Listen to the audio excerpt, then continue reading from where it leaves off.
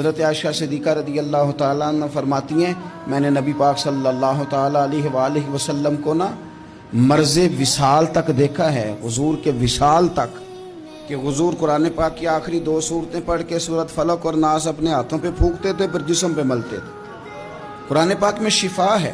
اب تو لوگوں نے دم درود کو اس کو بڑا ہلکا سا کام سمجھ لیا۔ ویسے بھی یہ عاملوں کے ہتھے چڑھ گیا، ملنگوں کے ہتھے چڑھ گیا، کاروبار بن گیا، تجارت بن گئی۔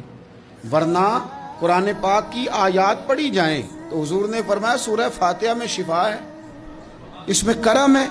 یہ چیزیں جو بڑی ہمارے لیے سود مند تھی، فائدہ مند تھی، ہم چھوڑ گئے۔ ایک بڑی خوبصورت حدیث ہے، سنیے گا۔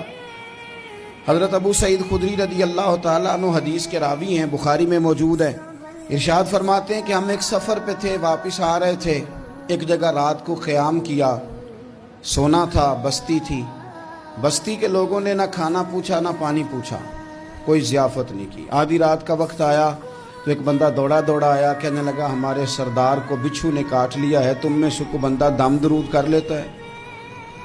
تو ایک صحابی کہنے لگے کر تو لیتے ہیں، پر تم نے چونکہ ہمیں کھانا پانی تک نہیں پوچھا، تم اگر دم کراؤ گے تو مفت نہیں کریں گے۔ بخاری پڑھ رہا ہوں۔ پیسے لگیں گے۔ کتنے پیسے؟ بکریوں کا ایک ریوڑ پورا۔ شارحین نے لکھا 40 بکریاں۔ کنے دما دیاں؟ او بھائی اس سے کوئی بندہ جواز نہ لے کہ پیسے لینے جائز ہیں، اس سے جواز نہ حاصل کرے۔ آپ بات کو سمجھیں، پس منظر کیا ہے؟ پانی تک نہیں تم نے پوچھا۔ کچھ لوگوں کا علاج ہوتا ہے، انہوں نے کہا پیسے لیں گے دم کر دیں گے۔ صحابی نے کہا حضرت ابو سعید خدری رضی اللہ تعالیٰ عنہ فرماتے ہیں وہ چونکہ تنگ تھے، بچھو کاٹ گیا، اور سردار کو کہا چل تو صحیح نا۔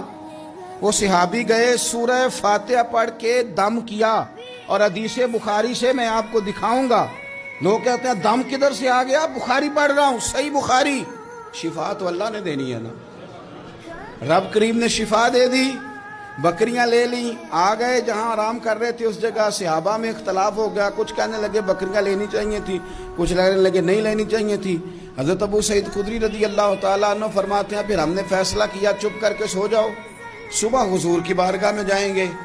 اگر کریم نے کہا لینی چاہیے تھی پھر تو موج بن گئی، اور اگر کہا نہیں لینی چاہیے تھی تو بکریاں ہانک کے واپس کر دیں گے۔ مسئلہ کیا ہے؟ کہتے ہیں صبح گئے حضور کی بارگاہ میں، جا کے مسئلہ عرض کیا، یا رسول اللہ انہوں نے بھی پانی کوئی نہیں پوچھا تھا، ہم نے بھی کہا دم کریں گے تو پیسے لیں گے، تو ہم نے یہ بکریاں لی ہیں۔ شارحین لکھتے ہیں 40 تھی شاید۔ تو یا رسول اللہ اب کیا کریں؟ حضور مسکرانے لگے۔ جس کے گچھے سے لچھے جڑے نور کے، ان ستاروں کی نزہت پہ لاکھوں سلام، اور جس کی تسکین سے روتے ہوئے ہنس پڑیں، اس تبسم کی عادت پہ لاکھوں سلام، اور ان کی باتوں کی لذت پہ بے حد درود، ان کے خطبے کی ہیبت پہ لاکھوں سلام۔ حضور مسکرانے لگے اور مسکرا کے پوچھا اچھا پڑھا کیا تھا؟ یا رسول اللہ سورہ فاتحہ۔ فرمایا سکھائی کس نے تھی؟